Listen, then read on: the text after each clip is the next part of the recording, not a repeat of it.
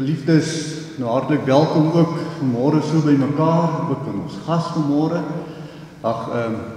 Ons het vanmôre is ons nog steeds besig met die opstanding. Dit is so 'n belangrike tema. Dit is nie net 'n tema nie, dit is die wese van die Christelike geloof.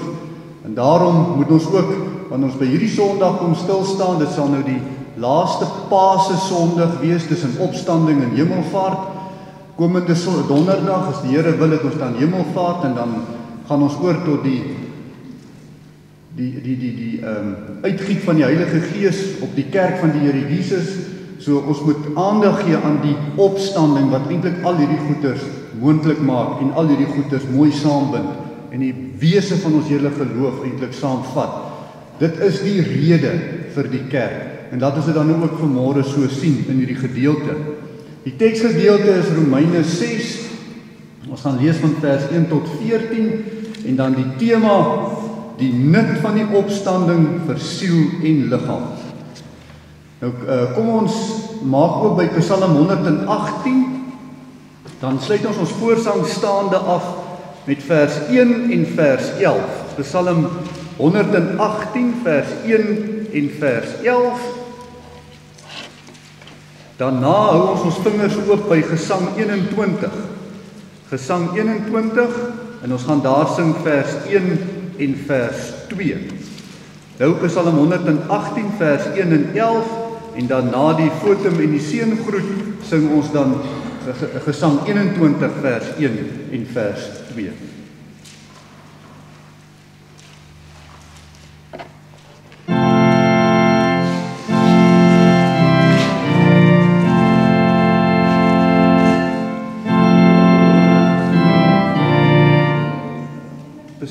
Psalm 118.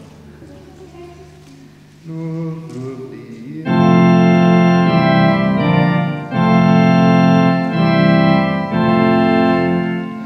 Loof die Here met lofgesangen.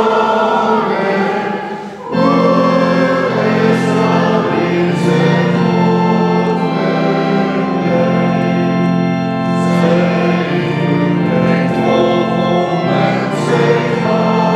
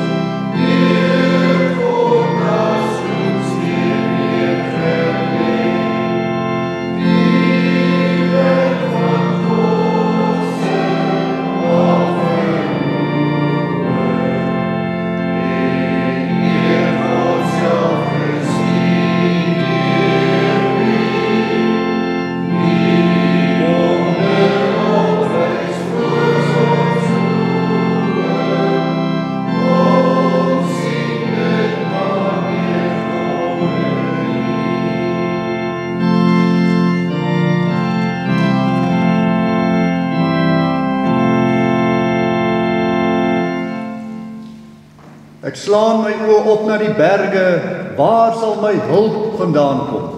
Ons hulp is in die naam van die Here, wat hemel en aarde gemaak het, wat trou bly tot in ewigheid, en nie laat vaar die werke van sy hande nie.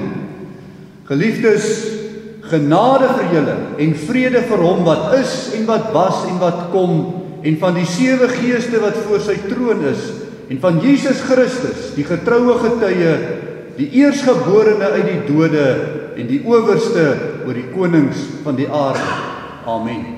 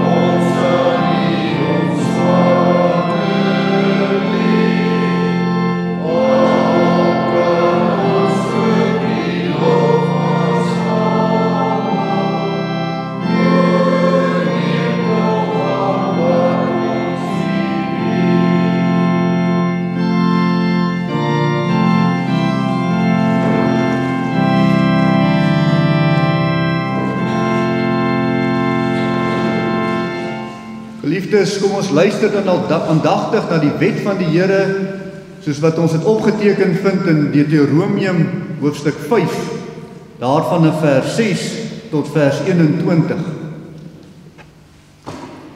Ek is die Here jou God, wat jou uit Egipte land uit die slawehuis uitgelei het. Jy mag geen ander gode voor my aangesig hê nie. Jy mag vir jou geen gesneede beeld of enige gelykenis maak van wat bo in die hemel is, of van wat onder op die aarde is, of van wat in die waters onder die aarde is nie. Jy mag jou voor hulle neerbuig en hulle nie dien nie, want ek, die Here jou God, is 'n jaloerse God, wat die misdaad van die vaders besoek aan die kinders, en aan die 3de en aan die 4de geslag van die wat my haat. En ek bewys barmhartigheid aan duisende van die wat my liefhet en my gebooie onderhou. Jy mag die naam van die Here jou God nie ydelik gebruik nie, want die Here sal die een wat sy naam ydelik gebruik nie ongestraf laat bly nie. Onderhou die Sabbatdag, dat jy dit heilig, soos die Here jou God jou beveel het. 6 dae moet jy arbei en al jou werk doen, maar die 7de dag is die Sabbat van die Here jou God, dan mag jy geen werk doen nie. Jy of jou seun of jou dogter, of jou diensknegt of jou diensmaagd, of jou os of jou esel, of enige dier van jou, of jou vreemdeling wat in jou poorte is nie, sodat jou diensknegt en jou diensmaagd kan rus soos jy. En jy moet daaraan dink, dat jy in Egipte land 'n slaaf was, en die Here jou God jou daarvandaan uitgelei het, deur 'n sterke hand en 'n uitgestrekte arm. Daarom het die Here jou God jou beveel om die Sabbatdag te hou. Eer jou vader en jou moeder, soos die Here jou God jou beveel het, dat jou dae verleng mag word, en dat dit met jou goed mag gaan in die land wat die Here jou God aan jou gee.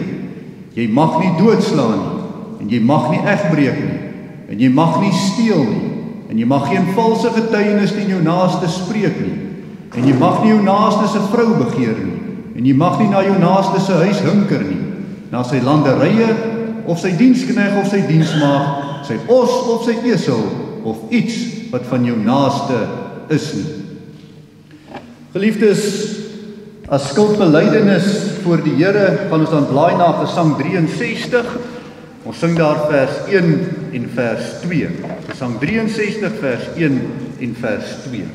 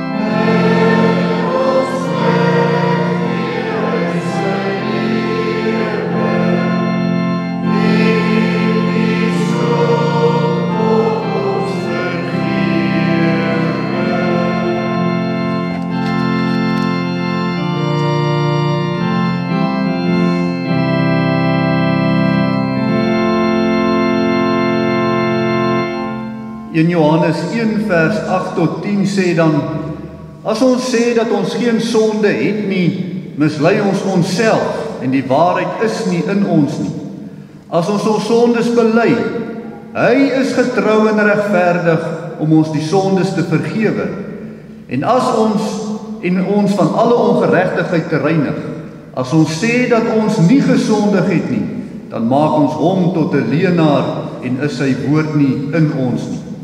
Daarom, vanuit die woord van God in die naam van die Vader, die Seun en die Heilige Gees, verkondig die woord dan juis die vergifnis van sonde aan elkeen wat met 'n ware berou in die hart van wie sy sonde daarvan belydenis voor die Here gedoen het.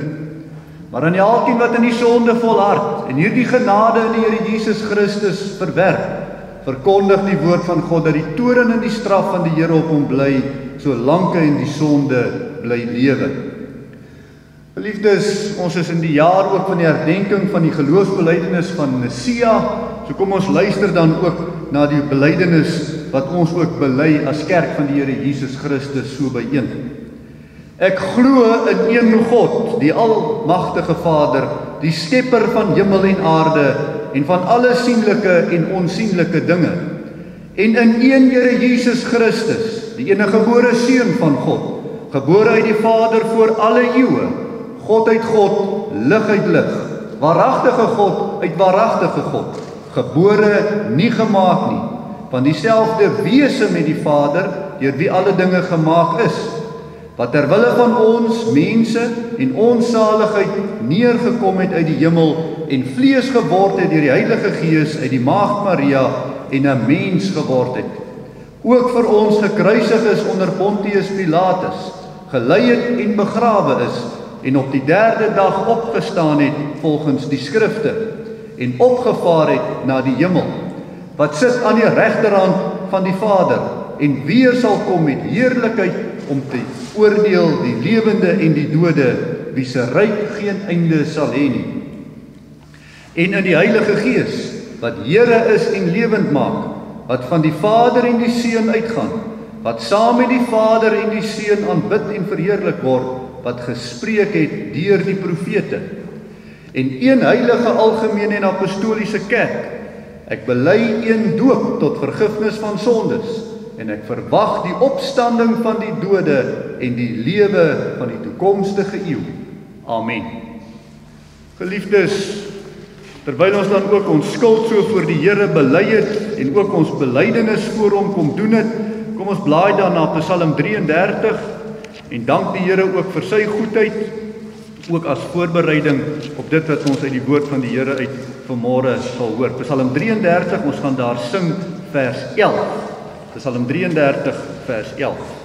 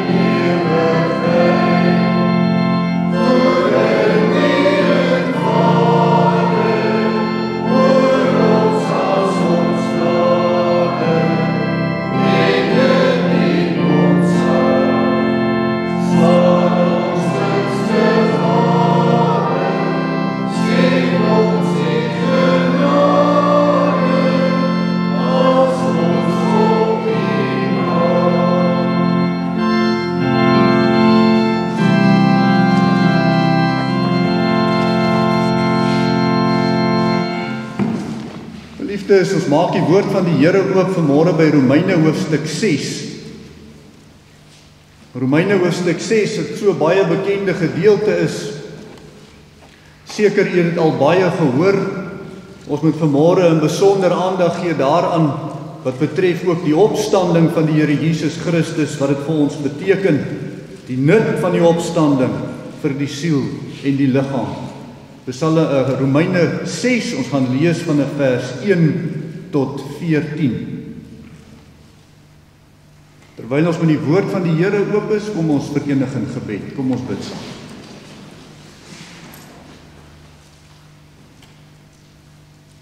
In die naam van die Vader, die Seun en die Heilige Gees, ons drie-enige God, kom ons ook vanmôre as kerk voor U kom staan. Wil ons vir U kom loof en prys, Here, vir die lewe wat U vir ons gee. Begeer ons uit ons harte uit, Here, om U te eer in alles wat ons doen en alles wat ons sê.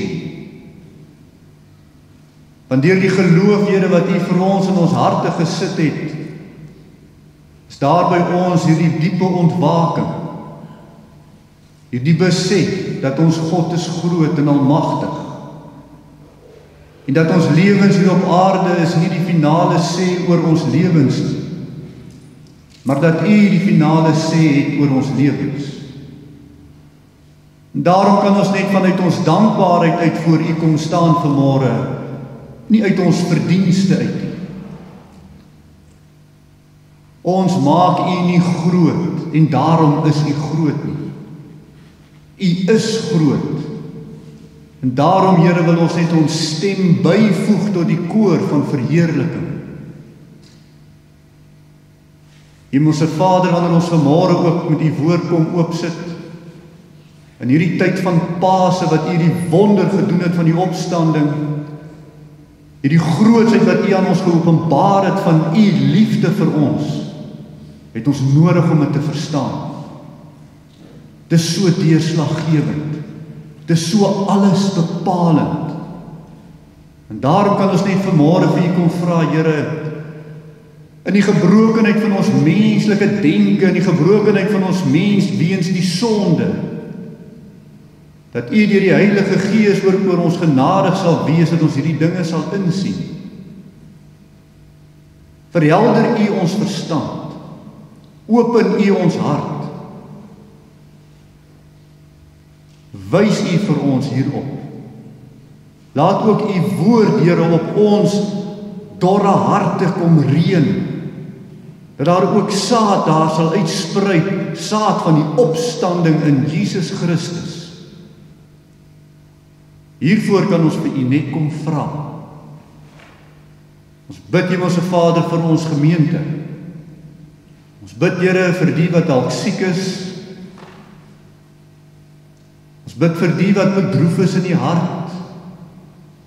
Vir die wat gekonfronteer word met die dood. Ons bid, Hemelse Vader, vir die, Here, wat dalk worstel met hulle daaglikse lewens, die worsteling in die finansiële wêreld, die ekonomie, miskien worstel in die huwelike, miskien worstel met kinders, miskien kinders wat worstel met ouer mense.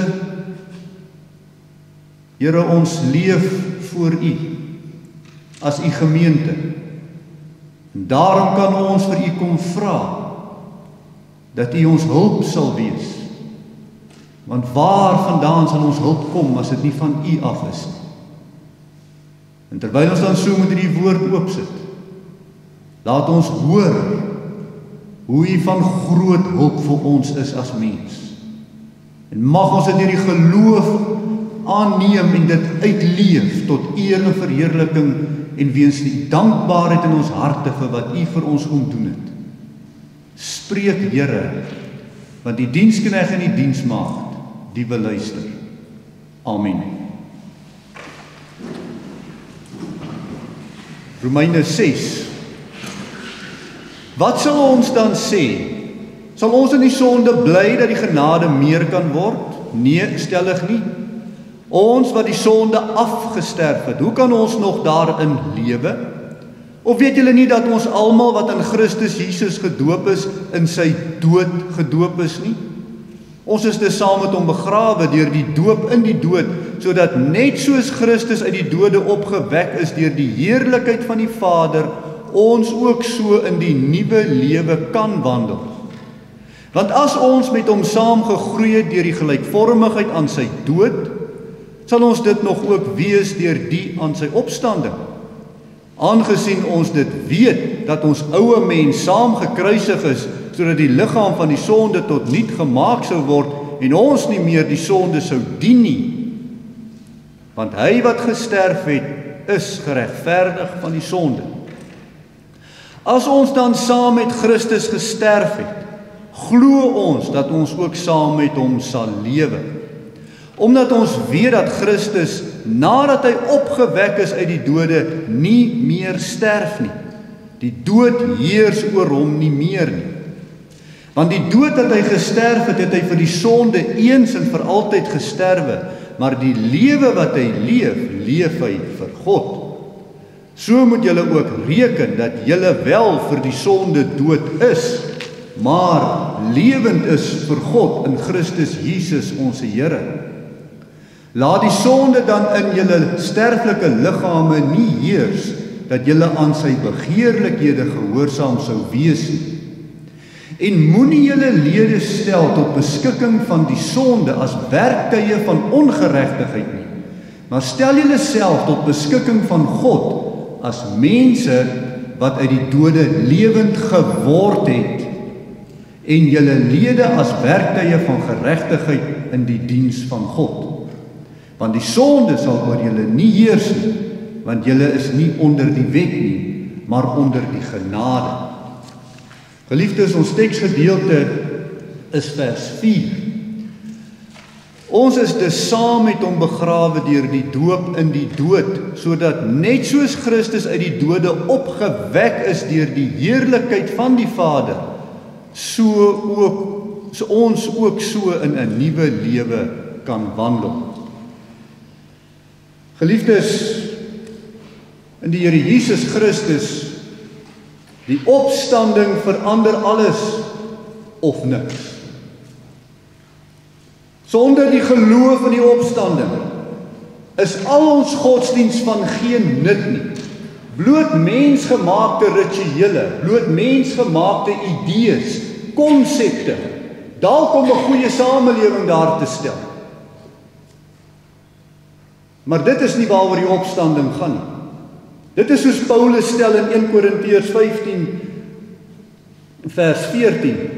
En as Christus nie opgewek is nie, dan is ons prediking vergeefs en vergeefs ook julle geloof. Die vraag is daarom, watter nut het die opstanding van Christus vir ons? Dit is 'n goeie vraag. Dit is die belangrikste vraag in ons lewens as Christene. Watter nut het die opstanding van Christus vir ons? En daarom is dit juis hierdie vraag wat die Heidelbergse Katekisme Sondag 17 beantwoord. En die antwoord van die katekisme is 'n pragtige opsomming van wat ons nou gelees het in Romeine hoofstuk 6. 'n Mooi samevatting. Daar is 3 redes waarom Christus se opstanding vir ons absoluut nuttig is, sê die katekisme. In die eerste plek, dat hy deur sy opstanding die dood oorwin, sodat hy ons die geregtigheid deelagtig kon maak wat hy deur sy dood vir ons verwerf het.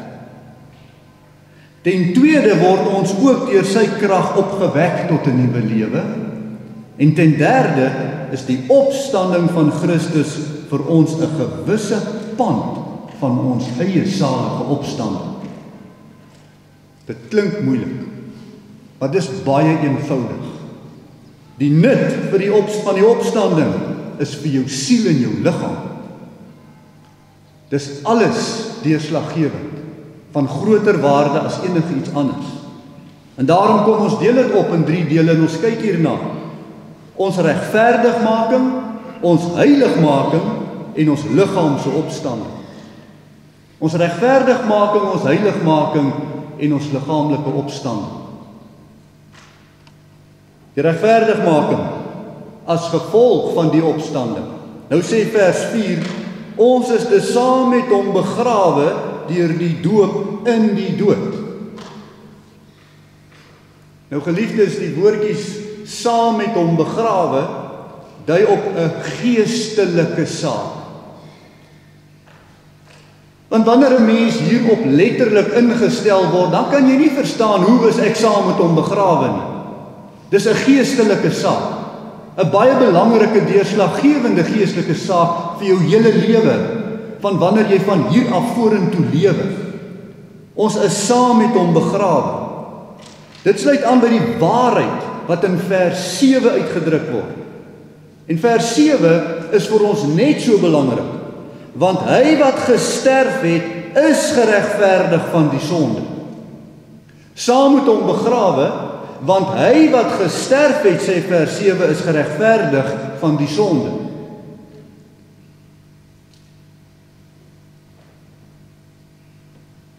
Dit is duidelik dat die saam met hom begrawe dui daarop dat ons doodgaan vir die sonde.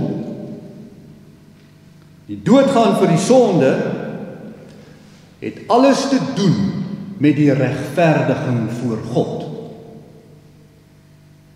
Nou weet nie een van ons, nou weet almal van ons dat nie een van ons het fisies voor God doodgegaan. So hoe verander dit nou ons lewens? Jy sien geliefdes, regverdigmaking kom saam met vergifnis. Sonder vergifnis is daar nie geregtigheid tot regverdigheid nie. Dit kan nie geregverdig wees dat iemand vergewe word sonder geregtigheid nie. So ons regverdigmaking moet ingesluit wees, ernstig by die dood van Christus. Dit is wat die geloof ons leer. Daarom is dit uiters belangrik dat ons die geloof in die opstanding moet verstaan, hoe dit ons vergifnis bevestig. Want as Christus gesterf het ergens in die verlede, en ons moet nou glo ons het saam met hom gesterwe, maar Christus het nie uit die dood uit opgestaan nie, hoe weet ons, daar is vir ons geregtigheid gewerk? Hoe weet ons, daar is vir ons vergifnis bewerk?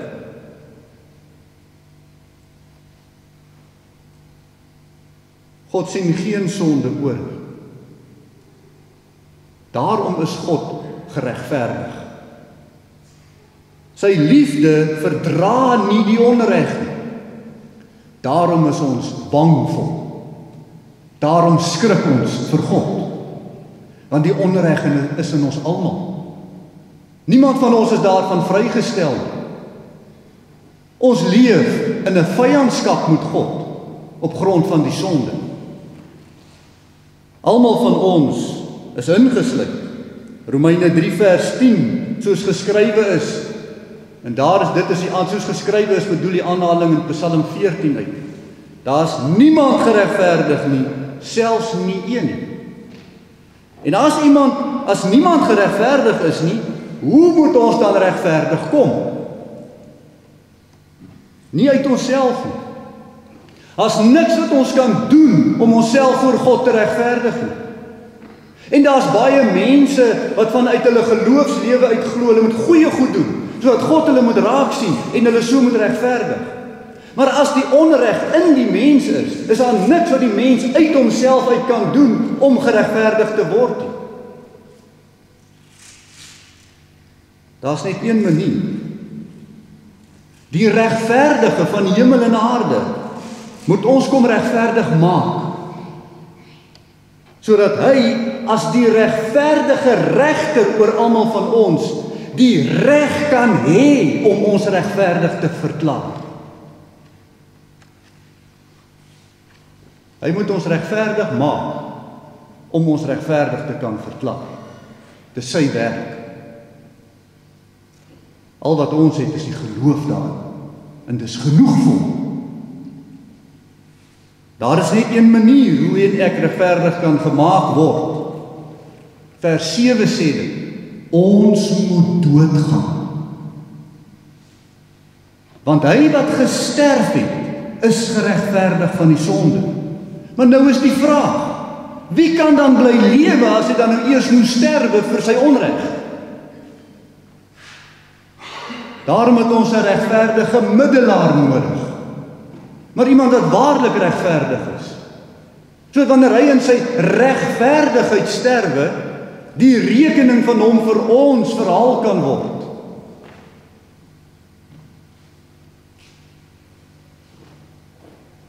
Dis 'n groot nut wat Christus vir ons kom doen, om vir ons te sterf.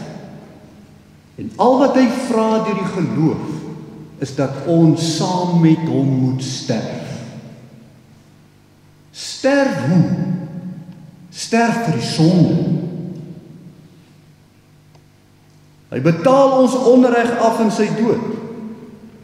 Maar as hy in die dood bly, watter bewys het ons dat hy wel ons onreg op hom geneem het? Dan is dit soos die Engelsman sê, 'n pie in the sky godsdiens van Christus het eenmaal vir julle gesterf, maar hy is nog in die graf. Dan kan niemand van ons regtig reken daarop dat ons geregverdig is voor God deur die dood van Christus nie. Maar hy staan op uit die dood. En daarom is hierdie opstanding die waarborg, die bewys dat in ons plekke vir ons onreg sy liggaamlike offer aanvaar is. Geliefdes, en dis 'n baie belangrike ding. As hy nie opgestaan het nie, het ons nie geweet nie. Het ons nie daai geloof kon ontvang. In God se hofsaak, wat hy het oor elkeen van ons, het ons ooggetuies nodig. U weet hoe werk 'n hofsaak. Ons kan nie gaan op hoor sê nie. Nie een van ons kan gaan op 'n hoor sê nie. Ons het gehoor, Christus het gesterf, maar hy het nie opgestaan nie, maar ons kan nie werk op die hoor sê nie, ons het ooggetuies nodig. Ons moet dit weet. Hoe weet ons uit die skrif uit, God het die offer van sy seun Jesus Christus aanvaar, vir ons, in ons plek. Alvorens hy as regter in hierdie hofsaak vir ons kan regverdig verklaar, is daar deur die Ou Testament 'n offerstelsel vir ons neergelê. En op vele plekke in die Ou Testament word 'n offer of aanvaar of nie aanvaar. Kain se was nie aanvaar nie, Abel se was aanvaar. En deur die Ou Testament is daar 'n spesifieke uitdrukking wat die Here gebruik om te sê as die offer wat aan hom gebring is vir hom aanvaarbaar is. Spesifiek die eerste plek is in Genesis 8 vers 21. Die woorde 'n lieflike geur. Die oomblik wanneer dit staan, die offer was vir die Here 'n lieflike geur, dan beteken dit God het die offer aanvaar tot die geregtigheid. Dit sluit alles in daai klein woordjies in 'n lieflike geur. Nou, hoe weet ons Christus se offer was aanvaar? Efesiërs 5 vers 2. En wandel in liefde soos Christus ons ook liefgehad het en hom vir ons oorgegee het as 'n gawe en offer aan God tot 'n lieflike geur. Die offer as lieflike geur voor God is beantwoord deur 'n baie kragtige antwoord wat God gegee het op die lieflike geur, die opstanding van sy seun.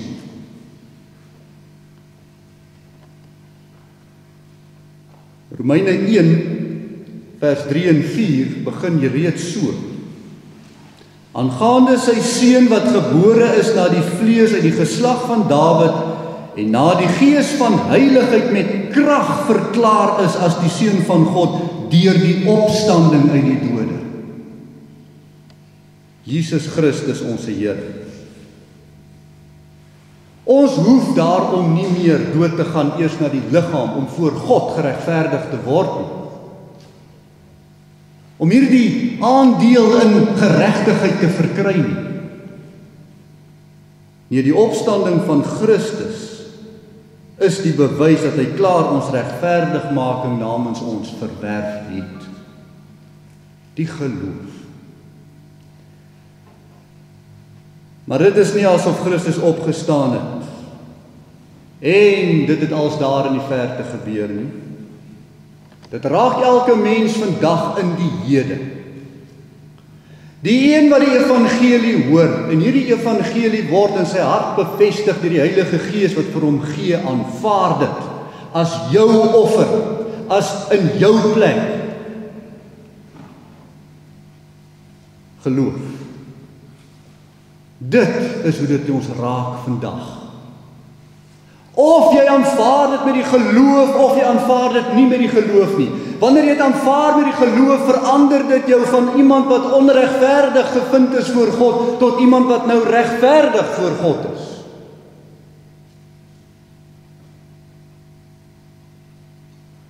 Geloof in die opstanding verander daarom ons posisie van vyhandige skuldenaars voor God. Voor hierdie regter wat ons definitief gaan oordeel. Wat ons in ons harte weet, ons staan in 'n oordeelsituasie. Maar vir die gelowige, vrygespreek in Christus. Vir die ongelowige sal die vrees aanhou. Die opstanding getuig juis vir die gelowige hierin. Die offer is aanvaar. Ek is regverdig verklaar. Christus namens my, ek het saam met hom gesterf. Wat 'n voorreg. Ek het nie gesterf na die liggaam nie, maar na die sonde. Dat ek dit nie meer wil najaag nie. Dat iets verander. Is nie meer 'n diensknegt van die sonde nie, maar 'n diensknegt van God. En as ons roem in sy geregtigheid namens ons, dan is daar 'n nuwe mens in ons. Dis die nuwe mens om te roem in Christus se geregtigheid namens ons. Die een wat nie meer sonde wil doen nie, want ons is dankbaar vir wat hy vir ons kon doen het. En dit bring ons dan by die volgende punt. Hoe dat hierdie opstanding ook ons heiligmaking elke dag beteken. Heiligmaking. Vers 4 sê, sodat net soos Christus uit die dode opgewek is deur die heerlikheid van die Vader, ons ook so in 'n nuwe lewe kan wandel. Geliefdes, die besef van regverdigmaking deur die opstanding verander jou lewe. Dis lewensveranderend. Want hierdie opstandingsgebeure bring by ons iets van 'n besef van heiligheid. Wanneer God hierdie lieflike geur van sy seun beantwoord deur 'n opstanding, waarin ons deel het, in ons geestelike harte, wat ons moet ken en verstaan na die geloof wat vers 6 daar stel, belangrik, aangesien ons dit weet dat ons ou mens saamgekruisig is, sodat die liggaam van die sonde tot niet gemaak sou word, en ons nie meer die sonde sou dien nie. Het iets verander. Die een wat die sonde wil dien, wil nie meer die sonde dien nie. Dis 'n nou verandering wat plaasvind wanneer ons nou die geloof ontvang in Jesus Christus se regverdigmaking. Daar is 'n doodgaan vir die sonde. Nie meer 'n lus wees vir die sonde nie, as ons dit andersom kan uitdruk. Dit beteken ons wil nie sonde doen nie. Maar ons verstaan dat ons is nie volmaak nie, maar dis nie ons verskoning nie. Want ons kan nou berou hê oor ons sonde. 'n Anderster berou as net ek is uitgevang. 'n Berou want my sonde is alles sonde voor God. Vir wie ek ook al op hierdie aarde verneek. Dit tel nie eers soveel gewig soos hierdie alles heiligende, regverdige regter wat oor my lewe gaan oordeel, wat in my plek kom sterf het nie.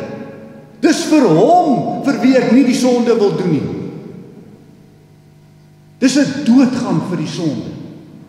'n Heiligmaking wat intree. As 'n gelowige is in die opstanding, kan ons soms trap in die struik van sonde, want daar het 'n nuwe mens in ons opgestaan, wat weerstand bied teen die sonde, wat eens nie daar was nie. Dit is deel word van die opstanding. En hierdie nuwe mens voer nou 'n stryd. 'n Stryd in die ou mens, en dit is wat Paulus mooi verduidelik in Romeine 7 vers 15, want wat ek doen, weet ek nie, wat ek wil, dit doen ek nie, maar wat ek haat, dit doen ek.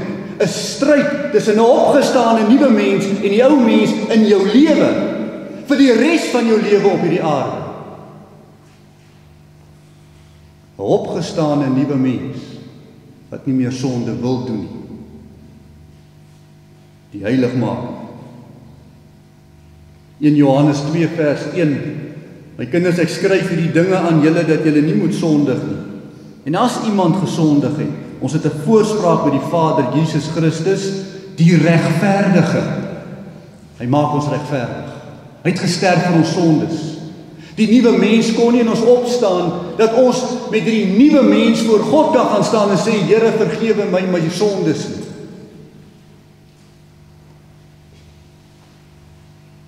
Hierdie gee nie vir ons 'n regverdiging om nou maar te mag sondig. Maar allermins wil die nuwe mens dit nie hê nie. Die opgestane mens in ons hart wil nie die sonde doen nie. Want die opgestane mens weet voor watter regter hy staan, 'n heilige regter. Maar ons is net baie bewus van die sondige stryd. Die stryd teen die sonde in ons is 'n stryd om heilig te belewe. En dit het Christus in ons wakker gemaak, deur die nuwe mens wat opgestaan het. Ons regverdig nie die sonde nie. Ons regverdig Christus. Kolossense 2 vers 12, omdat julle saam met hom begrawe is in die doop, waarin julle ook saam opgewek is deur die geloof in die werking van God wat hom uit die dode opgewek het. Die dood van die sonde. Maar dan moet ons nie sonde vertroetel en Christus se offer goedkoop maak. Maar ons oordeel niemand se hart hierin nie. God oordeel die hart. En daarom kan elkeen voor God alleen gaan staan. En as die nuwe mens daar is, sal die nuwe mens om die dood nie graag weer sonde wil doen nie. Maar as die ou mens daar is, en hy laat my val, en hy laat my struikel, dan sal ek voor God gaan breek vir my sondaar, want Christus is my heiligheid, nie ek nie. Sy dood is kosbaar in ons heiligheid. Ons moet strydend bly. Ons moet stry. So stel vers 1 en 2 van Romeine 6. Wat sal ons dan sê? Sal ons in die sonde bly, dat die genade dan nou meer kan word? Nee, stellig nie. Ons wat die sonde afgesterf het, hoe kan ons dan nog daarin lewe?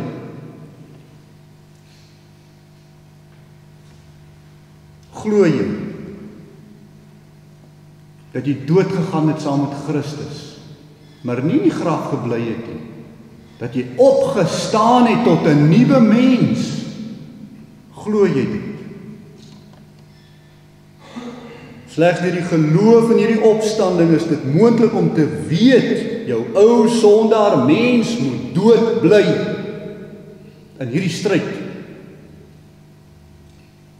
Deur sy heiligheid kan ons heilig lewe.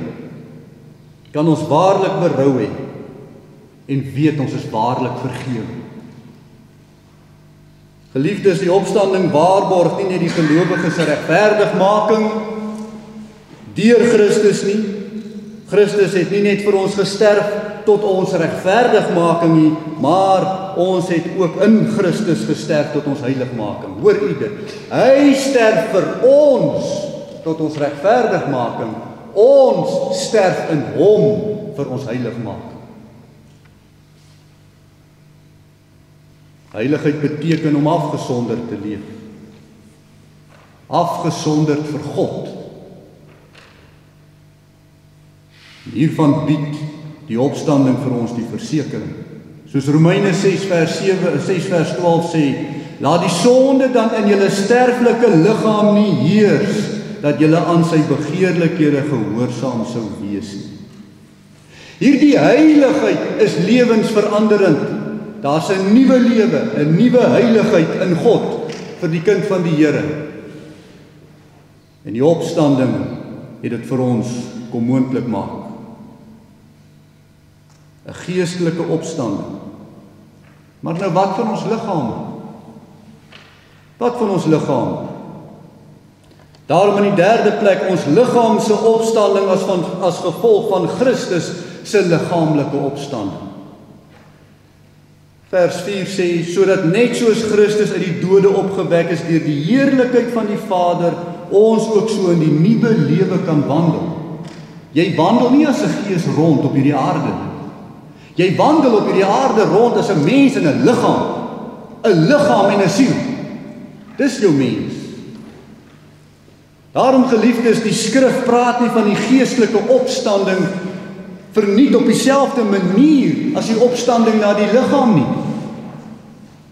Daarom moet ons ook nie hierdie twee van mekaar skei nie, want ons leef in 'n wêreld waar mense na die gees lyk heilig te lewe, maar na hulle liggame totaal in 'n onheiligheid lewe. En dan kom regverdig die mens homself deur te sê, maar God het my gered in Christus, ek kan maak met my liggaam wat ek wil. My siel word gered, maar nie my liggaam nie. Nou waar is die verandering in wandeling? Hoe anders moet ons dit kon sien in die kinders van die Here? Hoe anders moet die Here die heerlikheid kry deur jou liggaam en die arbeid wat jy verrig deur jou liggaam?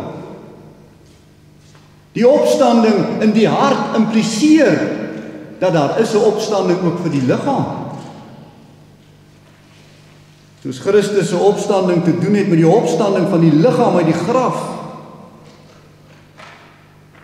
so het ook ons opstanding te doen met ons geestelike opstanding, sodat ons ook weet ons gaan liggaamlik opstaan.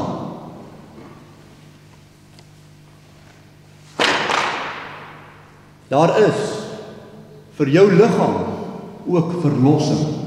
Die verlossing is nie net vir die gees en die siel nie, maar vir jou liggaam. Daarom sê Romeine 6 vers 13, en moenie julle lede, dis julle liggame stel tot beskikking van die sonde as werktuie van ongeregtigheid nie, maar stel julle self tot beskikking van God as mense wat uit die dode lewend geword het het klaar lewend geword na die Gees, wys dit in jou liggaam lewend geword het en julle lede as werktuie van geregtigheid in die diens van God. Wat sou tog die nut gewees het om deur die liggaam 'n werktuig vir God te wees as net die siele hemel toe gaan? Die nut van die gelowige in die liggaamlike opstanding van ons Here Jesus Christus. Die liggaam gaan nie vir ewig verlore nie. Dit staan weer op en word weer met die siel verenig. Ook die liggaam erf die ewige lewe. Die waarborg is in die opstanding van Christus.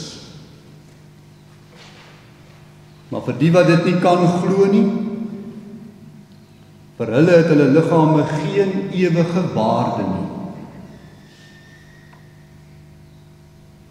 Daarom sal hulle ook nie hulle liggame kan dissiplineer tot 'n werktuig vir God nie.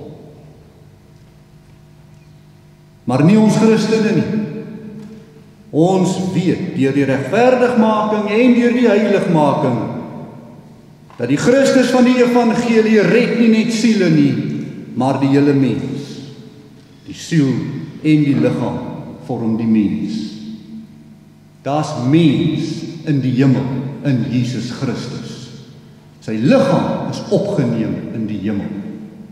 En so sal ook ons liggame opgeneem word in die hemel. Geliefdes, die disippels was getuies van Christus se liggaamlike opstanding. En dit is tog net deur hierdie opstanding wat ons hierdie verandering gesien het by die disippels. Eers na die opstanding kon daar lewensverandering ook by hulle plaasvind. Dis 'n ontwaking in die gees, in die dooie gees van 'n mens, wanneer hy in die opstanding deel, dat daar iets opstaan in die mens, wat ook uiteindelik daartoe lei dat die hele mens opstaan tot die ewige lewe. En dis alles in Christus se regverdigmaking, heiligmaking en opstanding. Jou hele betekenis van jou lewe draai rondom hierdie een begrip. Wat beteken jou lewe op hierdie aarde? Sonder 'n opstanding beteken hy niks. Maar as jy glo in die opstanding, verander dit alles van jou lewe. Hoe jy jou besluite neem, hoe jy jou lewe rangskik in hierdie lewe, is alles te doen met hoe jy die heiligheid van God sien in jou lewe afspeel. Die regverdigheid van God deur jou lewe gedemonstreer en gewys word. Die opstanding het die disippels so diep getref dat hulle hele lewe daarna verander het. Selfs die Sabbat, die opgelet, selfs die Sabbat het die disippels geskuif na die eerste dag van die week toe. Daar in Handelinge 20 vers 7 en 1 Korintiërs 16 vers 2. Want sonder die opstanding het geen godsdiens meer betekenis nie. Dan sterf ons almal in ons opgemaakte godsdienste van hierdie lewe. As dit nie vir die opstanding was. En jy moet ook nie dink die disippels het nou vir hulle self hier kom aanmatig om nou die eerste dag van die week te gebruik as die Sabbat nie. Nee, dit staan reeds vir ons geskryf in Levitikus 23, waar die Here ons voorberei het op hierdie groot oes, hierdie groot getuienis, dat die eerste dag van die week sal die rusdag word vir die Nuwe Testament mens. Wat 'n heerlikheid, die grootsheid van die opstanding. Of dit verander alles, of dit verander niks. Amen. Kom ons bid saam. Ons almagtige God en hemelse Vader, ons kom staan voor U as nietige mens. As U nie vir ons kom regverdig maak nie, as U nie vir ons kom heilig maak nie, wat sal van ons word? En U kom demonstreer dit op 'n wyse, Here, wat ons nie kon bestel het nie, wat ons nie kon kies nie, wat ons nie aan U kon voorstel nie. U kom doen dit op 'n wyse ver verby ons begrip en kennis. U kom sterf en staan op uit die dood Verlos ons van die sonde, las en die skuld. En maak ons heilig in U, wanneer ook ons opstaan saam met Christus. Mag ons met hierdie krag ook leef elke dag uit ons liggame uit. Mag ons weerstand bied in die sonde ter wille van U. Mag ons heilig lewe ter wille van U. En mag ons werktuie, ons liggame stel as werktuie ter wille van U. Dankie vir die opstanding. Dankie dat ons dit kan glo. Dankie dat dit ons lewens verander. Mag ons elke dag hierin vashou totdat U ons kom haal. Ons bid dit in Jesus naam. Amen. Geliefdes, kom ons gaan dan afsluit met gesang 201. Gesang 201, ons sing daar vers 1 en vers 2. Gesang 201 vers 1 en vers 2 as afsluiting.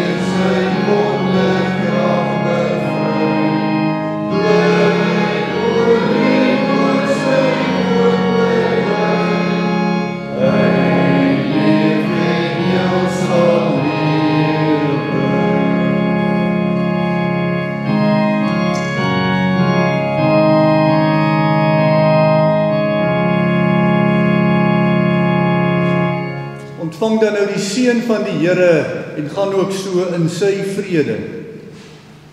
Die Here sal jou seën en jou behoed. Die Here sal sy aangesig oor jou laat skyn en jou genadig wees. Die Here sal sy aangesig oor jou verhef en aan jou vrede gee. Amen.